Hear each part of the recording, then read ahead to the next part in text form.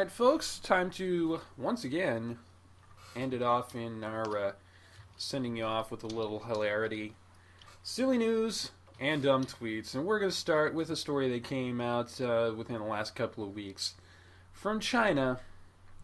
Of course, sometimes with some of their meat stuffs, they have found issues, shall we say, serious health issues, especially with stuff that's being imported. In this case, they found frozen meat that has been smuggled and sold into China that is 40 years old. That's right, meat from the Carter administration era. I would venture to say this meat's probably older than most of the people listening to this show. Certainly older than either one of us. Yeah. But apparently, and by the way, the link that we're going to give to you is a video story only. It does autoplay, so just be warned about that. But, apparently some other Chinese food places do all kinds of other stuff to their meat, to doctor their meat, to try and get the most money out of it, like soak them in water to up the sale weight. But, this is the first instance of meat that is well past its prime. No pun intended for beef. Being sold. 40-year-old. That's almost as old as my older brother.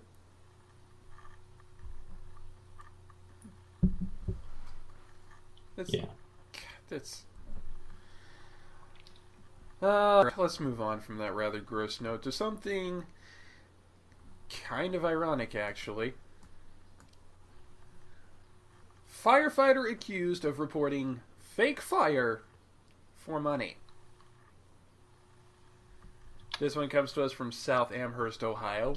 An auxiliary firefighter in Ohio, who authorities believe reported a fake fire so he could head to the scene and earn a paycheck, is facing charges. The Chronicle Telegram reported Dean Evans, 27, of Lorain, Ohio, is charged with inducing panic and making false alarms. Lorain County Sheriff's deputies told the Chronicle Telegram in Elyria that Evans said he made the fake report in April so he could respond and earn $500. But the South Amherst Fire Department, where Evans worked, wasn't one of the two departments dispatched to the scene.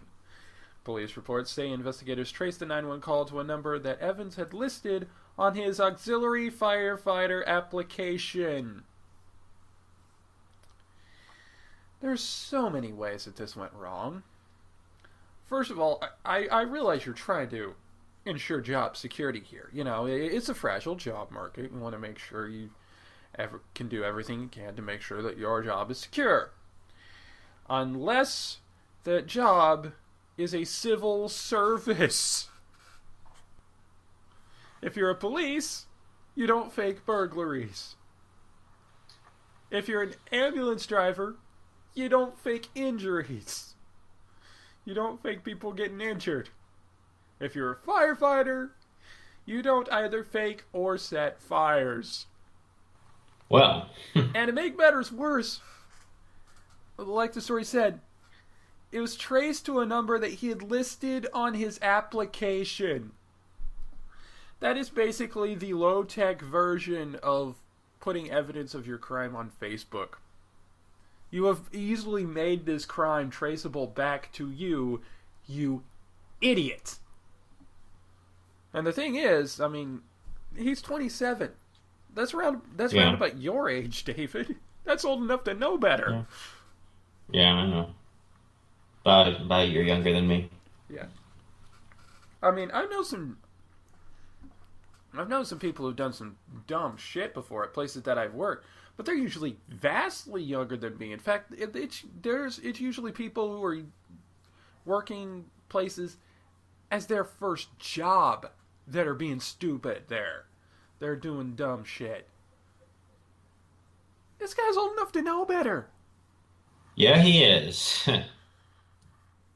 And he pleaded not guilty to it Wednesday.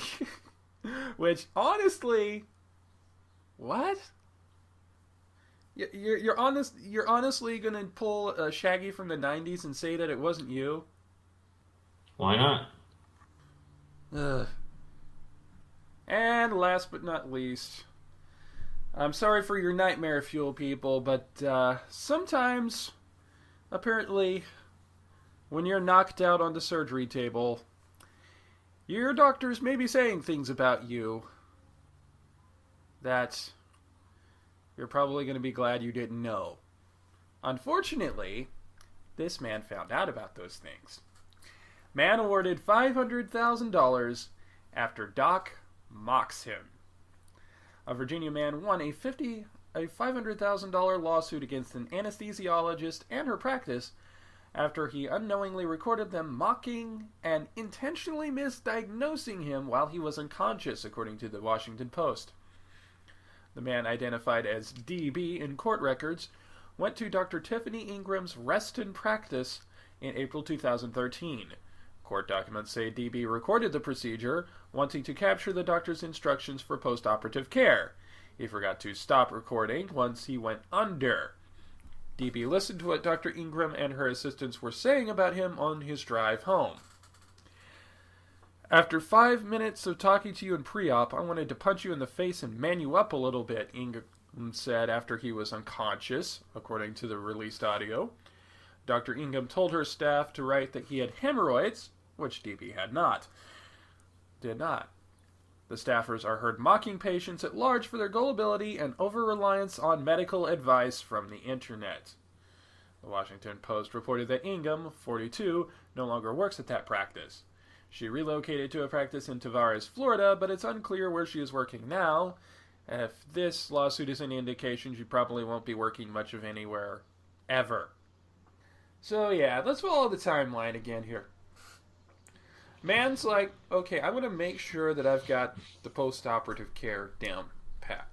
So I'm going to have my phone set up to record this so that I don't forget. So he does that. But he forgets to turn off his phone. She lays, the gas on him or whatever, and he conks out. And at this point, they start making jokes at his expense. Classy.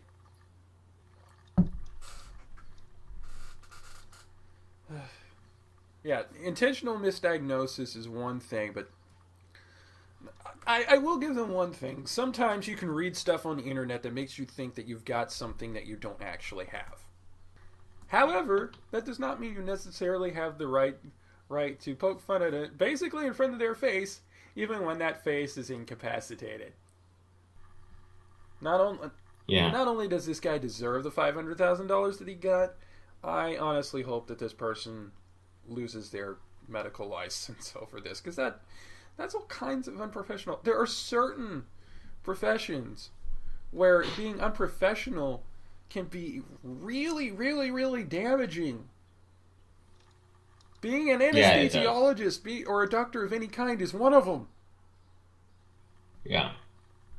Alright, let's get some more stupidity in. Alright. Dumb tweets. This first one. If the goalkeeper is allowed to pick up the ball, then why doesn't he just pick it up and run across the field to the other goal? Is he dumb? Pretty sure international football doesn't work that way. Yeah, probably not. Here's a little hybrid silly news and dumb tweets post for you guys. Iowa grants gun permits to the blind.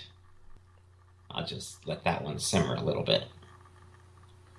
Unless their name is Matt Murdock. No. Yeah.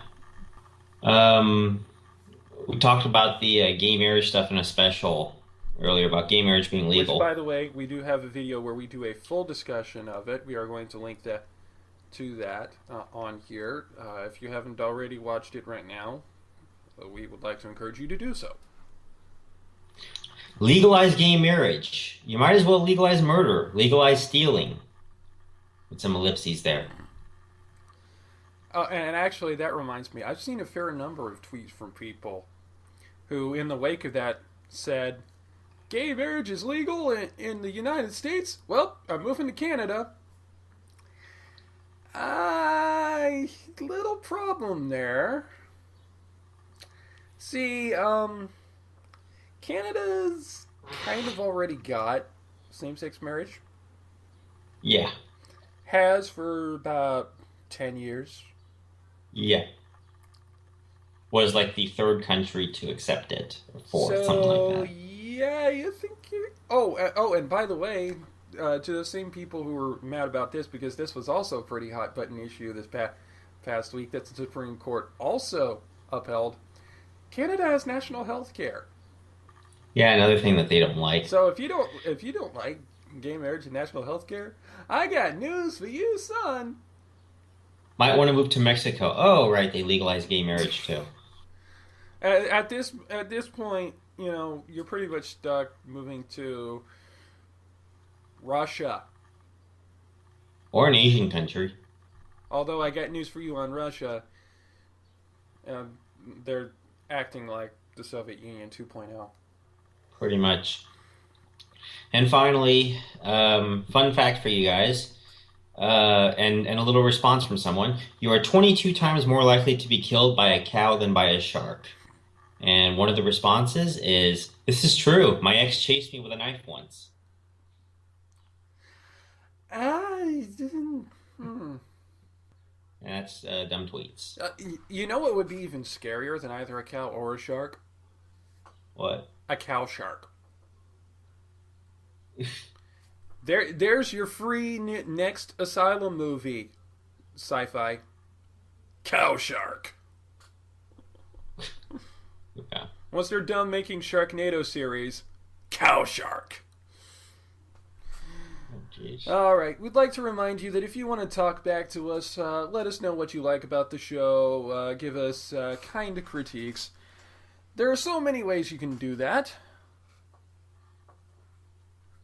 CasualModePodcast.com, Facebook, Facebook.com/CasualModePodcast, Twitter, I'm at 0CHRPoya. That's Shadowbird 712. You can also check us out on iTunes, YouTube, and Stumble Upon, as well as Instagram. And of course, for those of you who are inclined to listen to this show in its entirety, we are still uploading the MP3s to SoundCloud and iTunes. We apologize for the delay on episode 20. Yeah, the shows will be going up on Monday or Tuesday now, from here on out. All right. Partially because it just takes forever to get the things combined and over together. I get busy a lot. Yeah. So until next time, I'm Jeremy. I'm David. Later, y'all. Bye.